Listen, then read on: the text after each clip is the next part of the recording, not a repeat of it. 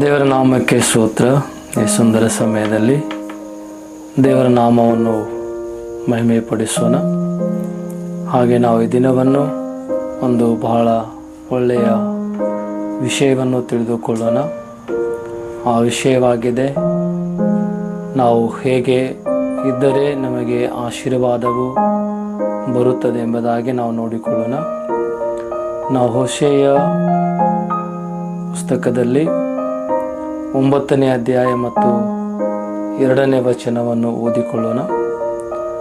ಕಣವು ದ್ರಾಕ್ಷೆಯ ತೊಟ್ಟಿಯು ನಿನ್ನ ಜನರಿಗೆ ಜೀವನವಾಗವು, ದ್ರಾಕ್ಷರಸದ ನಿರೀಕ್ಷೆಯು ಅವರಿಗೆ ವ್ಯರ್ಥವಾಗಿ ಹೋಗುವುದು ಎಂಬುದಾಗಿ. ಅಂದರೆ ನಾವು ನೋಡುತ್ತೇವೆ, ಕಣಜವು ಮತ್ತು ದ್ರಾಕ್ಷೆ ತೊಟ್ಟಿ ನಿನ್ನ ಜನರಿಗೆ ಜೀವ ಆಗುವುದಿಲ್ಲ ಎಂಬುದಾಗಿ, ದ್ರಾಕ್ಷರಸದ ನಿರೀಕ್ಷೆ ಅವರಿಗೆ ವ್ಯರ್ಥ ಆಗುವುದೆಂಬುದಾಗಿ ನಾವು ನೋಡುತ್ತೇವೆ. ಅಂದರೆ ಆಶೀರ್ವಾದವು ಇಲ್ಲ ಎಂಬುದಾಗಿ ನಾವು ಈ ಒಂದು ವಾಕ್ಯದಲ್ಲಿ ಸ್ಪಷ್ಟವಾಗಿ ತಿಳ್ಕೊಳ್ಳುವಂಥ ಒಂದು ದೇವರ ಮಾತು ಇದೆ. ಇದಕ್ಕಾಗಿ ಆಶೀರ್ವಾದವು ಮತ್ತು ದೇವರ ಒಂದು ಕೃಪೆ, ದೇವರ ಒಂದು ಕ್ಷಮೆ ನಮಗೆ ಬರಬೇಕಾದರೆ ನಾವು ಅದಕ್ಕೆ ಅಗತ್ಯ ಮತ್ತು ದೇವರು ನಮಗೆ ಸಹಾಯ ಮಾಡುವಂತೆ ಕೆಲವು ವಾಕ್ಯಗಳಿದೆ, ಅದು ನಾವು ತಿಳ್ಕೊಳ್ಳಬೇಕಾಗುತ್ತದೆ. ಇದಕ್ಕಾಗಿ ಈ ಒಂದು ವಾಕ್ಯದಲ್ಲಿ ನಾವು ಓದಿದ್ದೇವೆ, ಇದರಲ್ಲಿ ಜೀವವು ಆಗುವುದಿಲ್ಲ. ಅಂದರೆ ದ್ರಾಕ್ಷರಸವಾಗಲಿ, ಕಣಜವಾಗಲಿ, ಧಾನ್ಯವಾಗಲಿ, ಮನುಷ್ಯರಿಗೆ ಗರಜವಾಗಿರುವಂಥ ವಿಷಯ ಜೀವವಾಗದಿದ್ದರೆ, ಸಹಾಯವಾಗದಿದ್ದರೆ ಅದು ನಮಗೆ ಆಶೀರ್ವಾದ ಇಲ್ಲ ಎಂಬುದಾಗಿ ನಾವು ತಿಳ್ಕೊಳ್ಳುವಂಥ ವಿಷಯವಾಗಿದೆ. ಹಲ್ಲೆಲೂಯಾ. ಹಾಗೆ ನಾವು ಮತ್ತೊಂದು ವಚನದಲ್ಲಿ ನೋಡುವಾಗ, ಯೋವೇಲನ ಪ್ರವಾದನೆ ಗ್ರಂಥ 1ನೇ ಅಧ್ಯಾಯ ಮತ್ತು 10ನೇ ವಾಕ್ಯ ಹೇಳುತ್ತದೆ, ಹೊಲವು ಹಾಳಾಗಿದೆ, ದೇಶವು ದುಃಖಿಸುತ್ತದೆ, ಏಕೆಂದರೆ ಧಾನ್ಯವು ಸುರಿಯಾಗಿದೆ, ದ್ರಾಕ್ಷರಸವು ತಗ್ಗಿದೆ, ಎಣ್ಣೆಯು ಕುಗ್ಗಿದೆ ಎಂಬುದಾಗಿ. ಇಲ್ಲಿ ಸಹ ನೋಡುತ್ತೇವೆ, ನಾವು ಹೊಲದ ವಿಷಯ, ದೇಶದ ವಿಷಯ, ಧಾನ್ಯ ಮತ್ತು ದ್ರಾಕ್ಷರಸ, ಎಣ್ಣೆ ವಿಷಯದಲ್ಲಿ ಎಲ್ಲವೂ ಒಂದು ಹಾಳಾದಂಥ ಮತ್ತು ಸಹಾಯವಿಲ್ಲದಂಥ ವಿಷಯಗಳು ನಾವು ಈ ವಾಕ್ಯದಲ್ಲಿ ನೋಡುತ್ತಾ ಇದ್ದೇವೆ. ಇವುಗಳು ನಮಗೆ ಒಂದು ತೊಂದರೆಕರ ಆದಂಥ ವಿಷಯಗಳು ಹೋಗಿ ಆಶೀರ್ವಾದವನ್ನು ಬರಬೇಕಾದ್ರೆ ದೇವರ ವಾಕ್ಯದಲ್ಲಿ ನಾವು ತಿಳ್ಕೊಳ್ಳುವುದಕ್ಕೆ ಎಷ್ಟೋ ವಚನಗಳು ಇದೆ. ಹಲ್ಲೆಲೂಯಾ.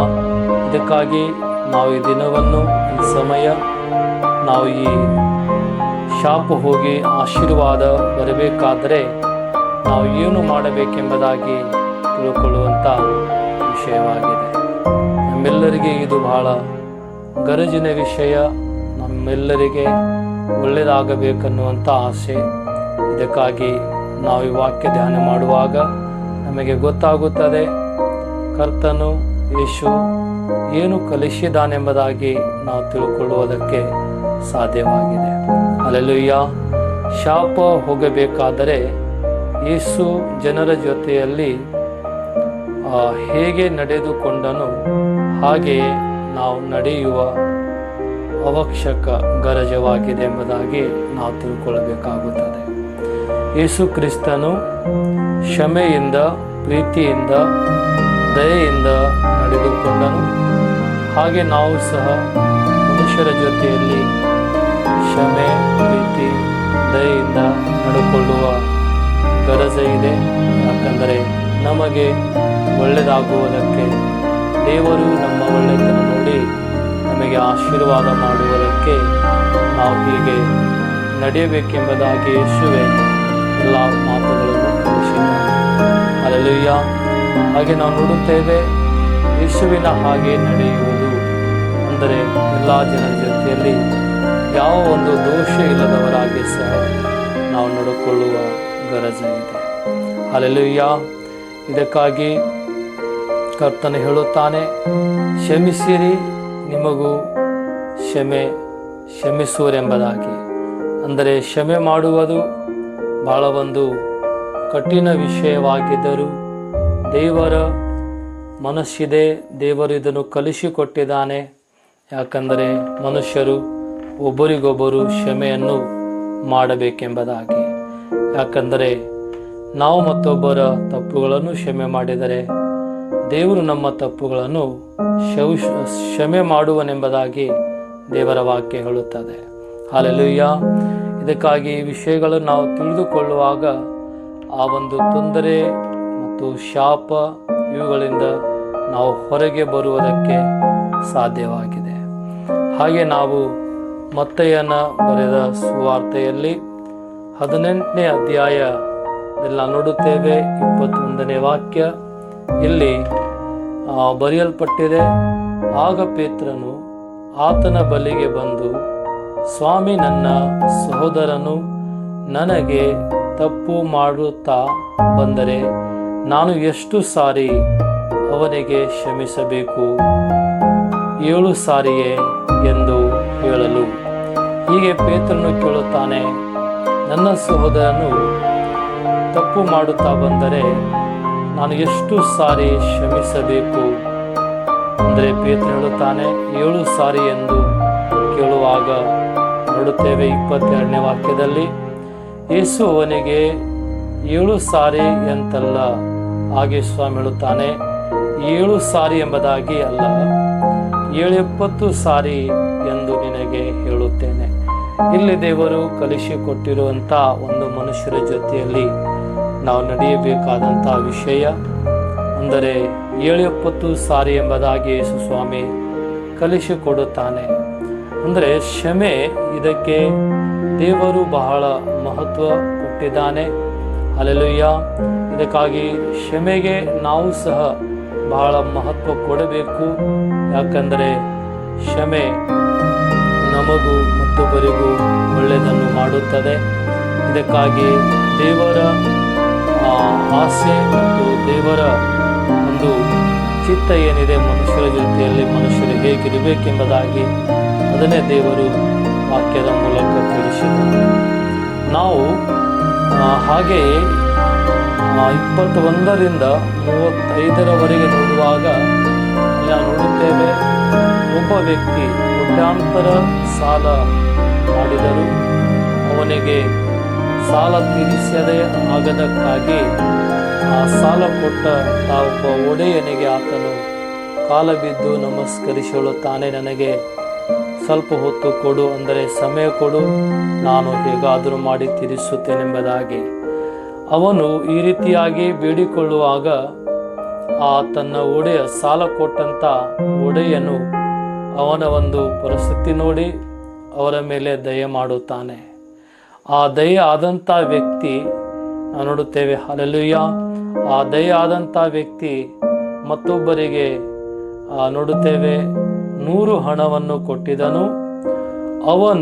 ಅವನಿಗೆ ಭೇಟಿಯಾಗುವಾಗ ತನ್ನ ದುಡ್ಡವನ್ನು ಇಸ್ಕೊಳ್ಳುವ ಸಮಯದಲ್ಲಿ ಆತನು ಅವನ ಕುತ್ತಿಗೆ ಹಿಚ್ಚಿಕ್ಕಿ ಕೇಳುವಾಗ ಅವನು ಹೇಳುತ್ತಾನೆ, ನನಗೆ ಸ್ವಲ್ಪ ಸಮಯ ಅವಕಾಶ ಕೊಡು, ಈಗ ನನ್ನಲ್ಲಿ ಇಲ್ಲ, ನಾನು ಕೊಟ್ಟು ತೀರಿಸುತ್ತೇನೆಂಬುದಾಗಿ ಕೇಳಿಕೊಳ್ಳುವಾಗ ಅವನು ದಯೆ ಮಾಡುವುದಿಲ್ಲ. ಆ 100 ಹಣ ರೂಪಾಯಿ ತೀರಿಸುವ ತನಕ ಅವನಿಗೆ ಸೆರೆಯಲ್ಲಿ ಹಾಕುತ್ತಾನೆ. ಆಗ ನಾವು ನೋಡುತ್ತೇವೆ ಅವನ ಜೊತೆಯಲ್ಲಿ ಇರುವಂಥ ಸೇವಕರು ಬಹಳ ದುಃಖಪಟ್ಟು ಈ ವಿಷಯ ಆ ಒಡೆಯನಿಗೆ ಹೇಳುವಾಗ ಆ ಒಡೆಯನು ಅವನು ಕೋಟ್ಯಾಂತರ ರೂಪಾಯಿ ಕ್ಷಮೆ ಮಾಡಿದ್ದನ್ನು ಎಲ್ಲವನ್ನು ತಿರುವ ತನಕ ಅವನಿಗೆ ದುಡಿಸಿಕೊಳ್ಳುತ್ತಾನೆ ಎಂಬುದಾಗಿ ಯೇಸು ಕ್ರಿಸ್ತನು ಈ ಒಂದು 21ರಿಂದ 35ರವರೆಗೆ ವಾಕ್ಯಗಳಲ್ಲಿ ಹೇಳಿದ್ದಾರೆ. ಅಂದರೆ ಇದರ ಅರ್ಥ ಯೇಸು ಸ್ವಾಮಿ ಹೇಳಿದ್ದು, ನಾವು ದೇವರಿಂದ ಕ್ಷಮೆ ಹೊಂದಿದ್ದಕ್ಕಾಗಿ ನಾವು ಮತ್ತೊಬ್ಬರಿಗೂ ಕ್ಷಮೆ ಮಾಡಬೇಕು. ಆಗ ನಮ್ಮ ತಪ್ಪುಗಳು, ನಮ್ಮ ಒಂದು ಶಾಪ ಮತ್ತು ನಮ್ಮ ಮೇಲೆ ಇರುವಂಥ ಸಾಲದ ಭಾರ ದೇವರು ತೆಗೆದು ಹಾಕಿ ನಮ್ಮನ್ನು ಕ್ಷಮೆ ಮಾಡುವನು ಎಂಬುದಾಗಿ ಸ್ಪಷ್ಟವಾಗಿ ನಾವು ತಿಳ್ಕೊಳ್ಳುವುದಕ್ಕೆ ಸಾಧ್ಯವಾಗಿದೆ. ನಾವಿಲ್ಲಿ ನೋಡುತ್ತೇವೆ ಆ ಕೊನೆ ವಚನದಲ್ಲಿ, ನಿಮ್ಮಲ್ಲಿ ಪ್ರತಿಯೊಬ್ಬನು ತನ್ನ ಸಹೋದರನಿಗೆ ಮನಪೂರ್ವಕವಾಗಿ ಕ್ಷಮಿಸದೆ ಹೋದರೆ ಪರಲೋಕದಲ್ಲಿರುವ ನನ್ನ ತಂದೆಯು ನಿಮಗೆ ಹಾಗೆಯೇ ಮಾಡುವನು ಅಂದನು. ಅಂದರೆ ಇಲ್ಲಿ ಮನಪೂರ್ವಕ, ಪೂರ್ತಿ ಮನಸ್ಸಿನಿಂದ ಕ್ಷಮಿಸಬೇಕು ನಿಮ್ಮ ಸಹೋದರರಿಗೆ. ಹಾಗೆ ಮಾಡದಿದ್ದರೆ ಆ ಸಾಲವನ್ನು ತೀರುವ ತನಕ ದೇವರು ಸಹ ನಮ್ಮನ್ನು ಕ್ಷಮೆ ಮಾಡುವುದಿಲ್ಲ ಅನ್ನುವಂಥ ಒಂದು ವಿಷಯ ನಾವು ನೋಡಿದ್ದೇವೆ. ಮೋಶೆ ಮತ್ತು ಯೋಯೇಲ್ ಈ ಪುಸ್ತಕಗಳಲ್ಲಿ 2 ವಚನ ಓದಿದ್ದೇವೆ, ನೋಡುತ್ತೇವೆ. ದೇಶವು ಮತ್ತು ಹೊಲಗಳು, ಎಣ್ಣೆ, ದ್ರಾಕ್ಷರಸ, ಧಾನ್ಯ ಎಂಬುದಾಗಿ ಕಣಜದ ವಿಷಯದಲ್ಲಿ ನೋಡುತ್ತೇವೆ. ಅಲ್ಲಿ ಸಹ ಜೀವ, ಆಶೀರ್ವಾದ ಇಲ್ಲ ಎಂಬುದಾಗಿ. ಹಾಗಾದರೆ ಒಂದು ಶಾಪ ಹೋಗಬೇಕಾದ್ರೆ ಅದು ನಾವು ಕ್ಷಮಿಸುವಾಗ ದೇವರು ನಮ್ಮನ್ನು ಸಹ ಕ್ಷಮಿಸುವವನು ಆಗಿದ್ದಾನೆ. ಇದಕ್ಕಾಗಿ ಕ್ಷಮೆ ಮಾಡುವುದಕ್ಕೆ ಯಾವಾಗಲೂ ಸಿದ್ಧರಾಗಿರಿ. ದೇವರು ಸಹ ನಿಮ್ಮ ತಪ್ಪುಗಳನ್ನು ಕ್ಷಮೆ ಮಾಡುವನು. ಯಾಕಂದರೆ ಇದು ಬಹಳ ಮಹತ್ವದ ವಿಷಯ ಮತ್ತು ದೇವರ ಕಡೆಯಿಂದ ದಯೆ ಹೊಂದುವಂತಹ ವಿಷಯ. ಕೆಲವೊಂದು ಸಮಯ ಏನಾಗುತ್ತದಂದರೆ ನಮಗೆ ಗೊತ್ತೇ ಆಗುವುದಿಲ್ಲ ದೇವರಿಂದ ನಾವು ಹೇಗೆ ಆಶೀರ್ವಾದ ಹೊಂದಬೇಕೆಂಬುದಾಗಿ. ಮಾತ್ರ ಯೇಸು ಕ್ರಿಸ್ತನು ಕಲಿಸಿದ್ದಾನೆ, ನಾವು ಕ್ಷಮೆ ಮಾಡಿದರೆ ದೇವರು ನಮ್ಮನ್ನು ಕ್ಷಮಿಸುವನು. ಇಲ್ಲವಾದರೆ ಈ ಕೋಟ್ಯಾಂತರ ರೂಪಾಯಿ ಸಾಲ ಮಾಡಿದಂಥ ವ್ಯಕ್ತಿಗೆ ಒಡೆಯನು ಕ್ಷಮೆ ಮಾಡಿದನು. ಮಾತ್ರ ಅವರು 100 ಹಣವನ್ನು ಮತ್ತೊಬ್ಬರಿಗೆ ಕ್ಷಮೆ ಮಾಡದ ಕಾರಣ ಅವರು ತಿರುಗಿ ಅದೇ ಸಾಲದಲ್ಲಿ ಇದ್ದು ಸಾಲ ತೀರುವ ತನಕ ಕಷ್ಟದಲ್ಲಿ ಇದ್ದರೆಂಬುದಾಗಿ ನಾವು ಈ ವಾಕ್ಯದಲ್ಲಿ ನೋಡುತ್ತೇವೆ. ಇದಕ್ಕಾಗಿ ಕ್ಷಮಿಸಿರಿ, ದೇವರು ನಿಮ್ಮನ್ನು ಕ್ಷಮಿಸುವನು. ಯಾಕಂದರೆ ದೇವರ ವಾಕ್ಯ ಹೇಳುವ ಹಾಗೆ, ನಡೆಯುವವನು ಯಾರೇ ಆಗಿದ್ದರೂ ದೇವರ ದಯೆ ಅವರ ಮೇಲೆ ಇರುವುದು. ಕರ್ತನು ನಿಮ್ಮನ್ನು ಆಶೀರ್ವದಿಸಲಿ. ನೋಡಿರಿ ಮತ್ತು ಆಶೀರ್ವಾದ ಹೇಗೆ ಬರುತ್ತದೆ ಎಂಬುದಾಗಿ ಕರ್ತನು ಕಲಿಸಿದ್ದಾನೆ. ಇದನ್ನು ಧ್ಯಾನಿಸಿರಿ. ಯೇಸು ನಿಮ್ಮನ್ನು ಆಶೀರ್ವದಿಸಲಿ. God bless you.